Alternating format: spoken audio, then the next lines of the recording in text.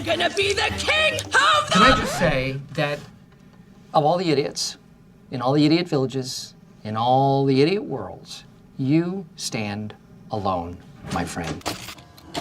Yeah, he's a village idiot, but he's our village idiot. When it comes to storytelling, typically there's a spectrum that characters fall on. One side of the spectrum is what we would call dynamic characters. Basically, characters who have certain personality traits, ideals, or morals that undergo a significant change over the course of a story. A great example of this is Denji from Chainsaw Man. Denji starts the story off as a loud, inconsiderate pervert with no real social skills. Over the course of the story, however, he begins to form bonds, learns to actually appreciate people in a non-superficial way, and becomes, well, a normal dude. You know, aside from the chainsaws, but that's neither here nor there. On the other side of the spectrum, we have what you would call static characters. Characters that more or less see no changes to their personalities, ideals, or values throughout the story's duration. It's here that we can find everyone's favorite village idiot, Monkey D. Luffy. Since his debut, Luffy has remained fundamentally the same. He never falters in his desire for freedom and adventure, and remains the same lovable rubber idiot he was over 25 years ago. So here's the spectrum, and really, there's no concrete rule that either of these are better than the other. However, ever since I became smart enough to indulge in the fine art of anime analysis and discussion, I've noticed that this side of the spectrum occasionally falls under scrutiny from certain fans. I mean, even on the most surface level metric, just compare the definitions of these two words together. Which one sounds more appealing? Dynamic,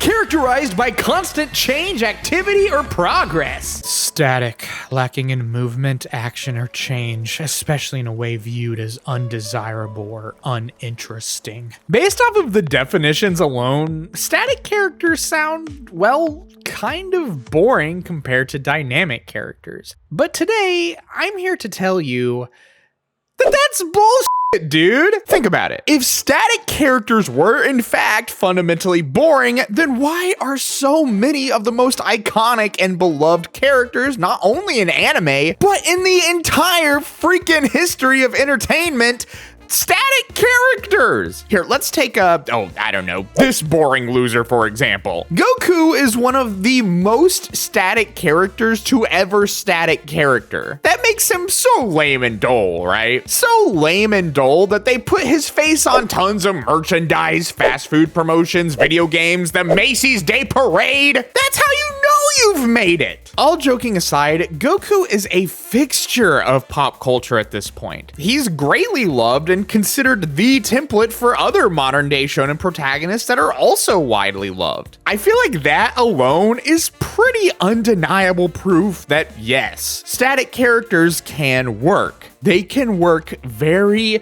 very well. And the biggest reason for this is because of Goku's personality. I mean, look at this. He's a perfect specimen. Why would you want to change him? Sometimes a character's personality is already great, and any kind of change would just be a hindrance. You want an example of a story that would be objectively worse if the character was dynamic? Look no further than Mashle. For anyone who doesn't know, Mashle takes place in a world where one's proficiency in magic is the measurement of their worth in society. So therefore, powerful magic users are seen as the elite, while those who can't use magic are deemed worthless. In comes this boring loser, Mash Burndead, who not only proves every single magical snob wrong, but does so in a hilariously over-the-top fashion. And the key ingredient that makes every single one of these instances so funny is Mash's consistent deadpan personality and reaction. Something that just wouldn't work nearly as well if Mash was a more dynamic character. And that brings me to one of the biggest strengths that static characters can offer. It's less so about them changing as a person and more so how they change the world around them. Mash is a simple, very simple character. Oh my god, just look at his face. The genius of his character doesn't come from him, more so how he interacts with everyone and everything around him. He basically brute forces the world to change through his actions, and that's what makes it so entertaining. That being said, that's not to say that static characters can't be flexible. I mean, have you seen how much Luffy can stretch? I'm sorry, that was a stupid joke. I kind of feel like an idiot for saying that now. I think there's a common misconception with static characters, that they're only allowed to portray a certain array of emotions and can't experience change of any kind. And that couldn't be further from the truth. Static characters are indeed capable of feeling the exact same emotions dynamic characters can. However, typically when they go through any kind of turmoil or struggle, it's less for their personality or ideals to change, but more so for them to be cemented. Here, let's take this third boring loser, Naruto, for example. Naruto is nearly consumed by rage during his fight with Pain, but thanks to the intervention of Minato, Naruto is able to remember who he is, which cements his values. And he's ultimately rewarded for it. He recognizes the good in Pain and convinces him to revive the entire Hidden Leaf. This is why, despite the fact that so many people have their grievances with Naruto as a story, grievances that, quite frankly, I can't fully disagree with, I will always have a special place in my heart for Naruto because of Naruto. He's just such a great, warm, comforting character that makes me want to go on this dumb, melodramatic ninja adventure with him. And I think that that's the biggest strength that static characters bring to a story. That often they're considered these reliable pillars that we can always look to in a story for comfort and familiarity. Anytime, say, Goku or Luffy get sidelined in their respective stories for an extended amount of time, whether it be through healing capsules or giant snakes, you immediately feel a sense of relief when they make their triumphant return. Yeah, there he is. That's my goat. That's my goat. They're like that friend you have that, despite how many years pass, never changes and is always there for you. No matter what happens, we'll always have them to rely on. And that sounds like kind of a nightmare for a writer. It would be so simple to write off static character writing as the easiest thing in the entire world, especially compared to writing a dynamic character. However, that probably couldn't be any further from the truth. Now, please don't misconstrue my words. That's not to say that writing a dynamic character is a walk in the park or anything. Writing in general is very difficult. However, let's look at what goes into writing a successful static character.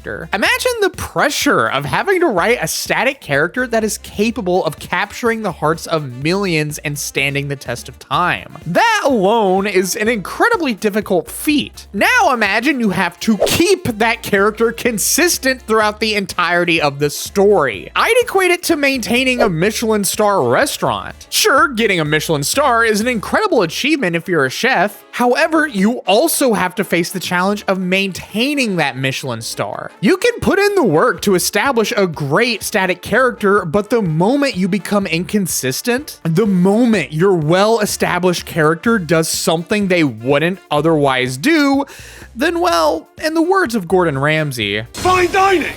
No, chef. A fine f***ing mess! I've mentioned Luffy a few times now, and I think he's actually one of the best examples of what I'm talking about here. What is it that makes Luffy so special? Maybe it's his ability to stretch or his proficiency in combat, and yeah, these things definitely help, but really, what makes Luffy so special is who he is and always will be.